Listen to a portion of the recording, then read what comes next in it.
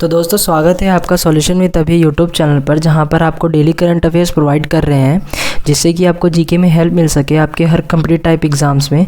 तो चलिए शुरू करते हैं आज के करंट अफेयर से। पर आगे बढ़ने से पहले अगर आप इस चैनल पर नए हैं तो सब्सक्राइब करें और बेल आइकन बटन प्रेस करें, और इस वीडियो को एंड तक देखकर आप अपना फीडबैक हमें कमेंट बॉक्स में ज़रूर दें। और इसका जो PDF है आपको हमारे टेलीग्राम ग्रुप में मिल जाएगा, जिसका लिंक डिस्क्रिप्शन में है। ठीक है, आगे बढ़ते हैं हमारे पहले क्वेश्चन की ओर। पूछा गया है कि जो ये निम्नलिखित कंपनियां हैं, इनमें से जनवरी 2022 में 42.5 मिलियन डॉलर से जो हंगरी स्थित डेटा इंजीनियरिंग सर्विस की जो अग्रणी प्रदाता कंपनी, इसका जो स्टार स्कीमा का अधिग्रहण किसने किया है, ये पूछ रही है। टाटा कंसल्टेंसी सर्विस ने, इन्फोसिस टेक्नोलॉजीज़ लिमिटेड ने, विप्रो टेक्नोलॉजीज़ ने, या फिर SCL टेक्नोलॉजीज़ लिमिटेड ने। तो इसका आंसर है SCL टेक्नोलॉजी लिमिटेड। इसके बारे में डिटेल फॉर्म में जानते हैं। अब जो SCL टेक्नोलॉजीज़ लिमिटेड है, इसने 42.5 मिलियन डॉलर में हंगरी स्थित जो डेटा इंजीनियरिंग सर्विस की अग्रणी प्रदाता कंपनी है, उसे स्टार स्कीमा का अधिग्रहण करने के लिए एक निश्चित समझौते पर हस्ताक्षर किया है। अब जो अधिग्रहण के मार्च जो 2022 तक पूरा होने की उम्मीद है। जो ये अधिग्रहण होता है एक मेमोरेंडम, इसकी जो मार्च 2022 तक ये पूरा होने की उम्मीद है। और जो स्टार स्कीमा अमेरिका और यूरोप में जो वैश्विक 2000 कंपनियों को डेटा इंजीनियरिंग में परामर्श है, इसमें जो प्रौद्योगिका और प्रबंधन सेवाएं हैं ये प्रदान करती है। और जो SCL टेक्नोलॉजीज़ लिमिटेड है, इसके बारे में कुछ जानते हैं। इसके जो CEO हैं वो हैं C विजय कुमार। अक्टूबर 2016 से, अभी नहीं पता कब तक हैं, 2016 में ये अक्टूबर 2016 में CEO चुने गए थे। स्थापित कब हुआ था? 11 अगस्त 1976। इसका मुख्यालय कहाँ पे? नोएडा में। आगे बढ़ते हैं।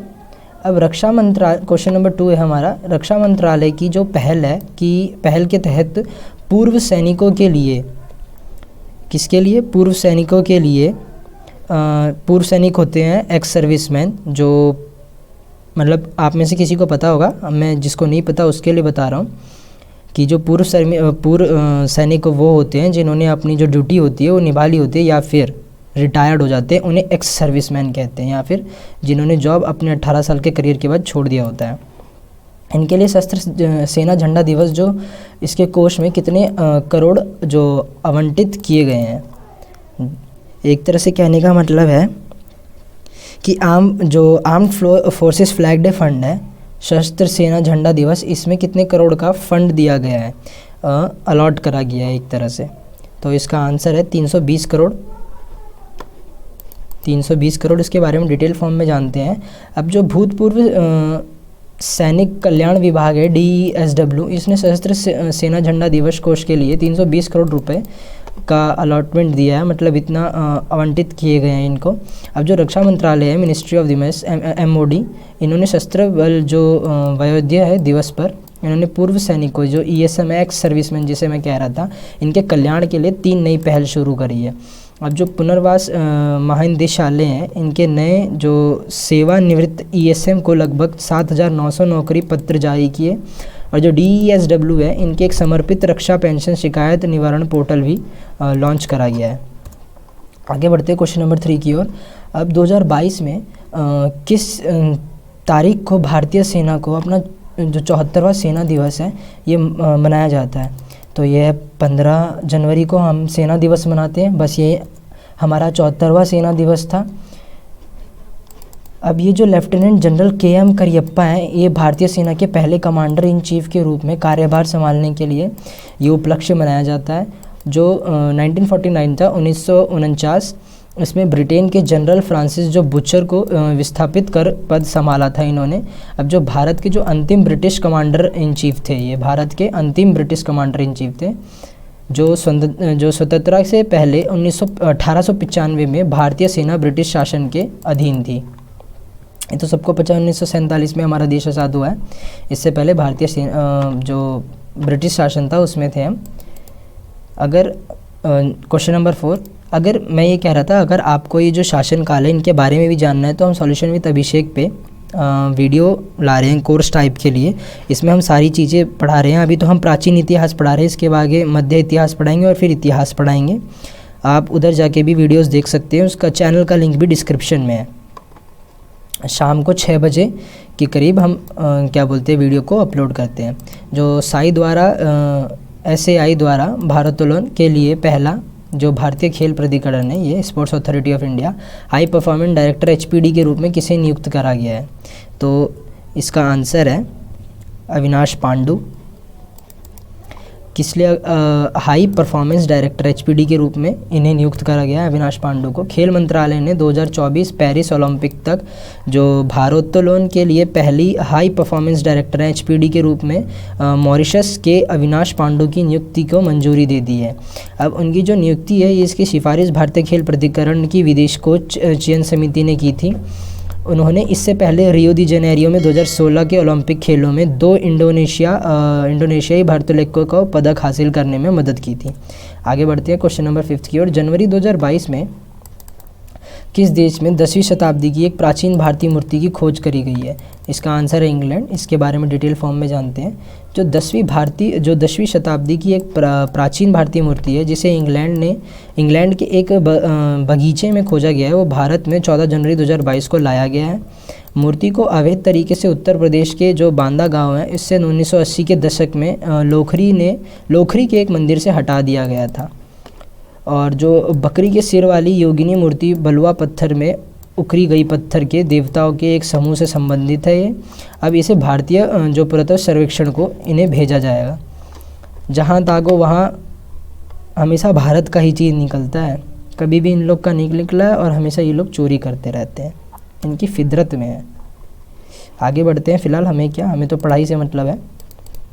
जो भारी उद्योग मंत्रालय है, इनके जो सचिव अरुण गोयल हैं, इन्होंने जनवरी 2022 में किस शहर में आज़ादी का अमृत महोत्सव के हिस्से के रूप में unsung heroes of freedom struggle title है ये, इस पे एक प्रदर्शनी उद्घाटन करा है? बताइए। तो इसका आंसर है भोपाल। इसका आंसर है भोपाल। इसके बारे में डिटेल फॉर्म में जानते हैं। जो भारी उद्योग मंत्रालय है MHI, इनके जो तत्वाधान में जो भारत हैवी इलेक्ट्रिकल्स लिमिटेड है, भोपाल में 10 से 16 जनवरी के बीच में आज़ादी का अमृत महोत्सव मना रहे हैं। और जो इसके एक भाग के रूप में 13 जनवरी 2022 में ही जो भारी उद्योग मंत्रालय है, सचिव अरुण गोयल इनके द्वारा unsung heroes of freedom struggle पर एक प्रदर्शनी उद्घाटन करा गया है। और जो संरक्षण पोर्टल है आइडिया जनरेशन चैलेंज, इस पे एक जो प्रस्तुति भी आयोजित करी गई है, जो प्रगति दीर्घा है, प्रगति गैलरी। इसमें जो स्वतंत्रता संग्राम है, इनके अनसंग नायकों की जो पिक्चर गैलरी है, इसका अनावरण किया गया है। और जो आज़ादी का अमृत महोत्सव है, इसमें प्रगतिशील भारत के 75 साल और इसके लोगों की संस्कृति जो है, उपलब्धियों के और गौरवशाली इतिहास को जो मनाने के लिए भारत सरकार की एक पहल है। आगे बढ़ते हैं नेक्स्ट क्वेश्चन की ओर। Question number 7। सशस्त्र बल जो वैरोध्य दिवस है, वो कब मनाया जाता है? क्या बोलते हैं इसे इंग्लिश में? Armed forces veterans day. Armed forces day इसे बोलते हैं इंग्लिश में। तो इसे बनाया जाता है 14 जनवरी को। 1 मिनट, 15 जनवरी को नहीं बनाया जाता, 15 जनवरी को नहीं, 14 जनवरी को बनाया जाता है। इसके बारे में जानते हैं। जो सशस्त्र बल वैरोध्य दिवस है 2017 से हर साल 14 जनवरी को मनाया जाता है। ये महाराष्ट्र की सेवा करने वाली जो दिग्गजों के बलिदान का सम्मान करने के लिए, सम्मान करने के लिए इसको मनाया जाता है। 2022 में ये छठा सशस्त्र बाल वैरोध्य दिवस था। कौन सा था? छठा। अब जो सशस्त्र बल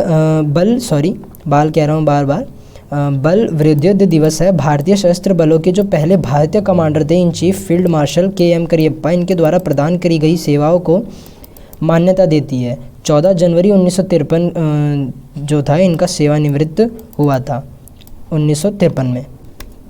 आगे बढ़ते हैं क्वेश्चन नंबर 8 की ओर। ओलंपिक पदक विजेता कौन? ओलंपिक पदक विजेता जो धावक हैं डियॉन लेंडोर का जनवरी 2022 में निधन हो गया।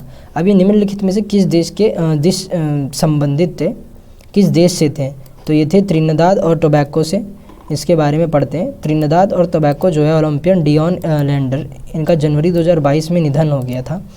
400 मीटर स्प्रिंटर ने जब 2020 में टोक्यो खेलों हुए थे सहित 3 ओलंपिक में भाग लिया। लंदन में 2012 के खेलों में 4x400 मीटर यानी 1600 मीटर में कांस्य पदक जीता था।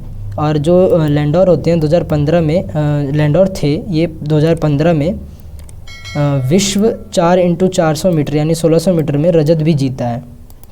इन्होंने विश्व इंडोर चैंपियनशिप में 3 कांस्य पदक जीतकर इंडोर में भी उत्कृष्ट प्रदर्शन कराया। इसका मतलब ये बहुत अच्छे खिलाड़ी थे, इसलिए ये इम्पॉर्टेंट भी है, इसलिए करंट अफेयर्स में भी आया है।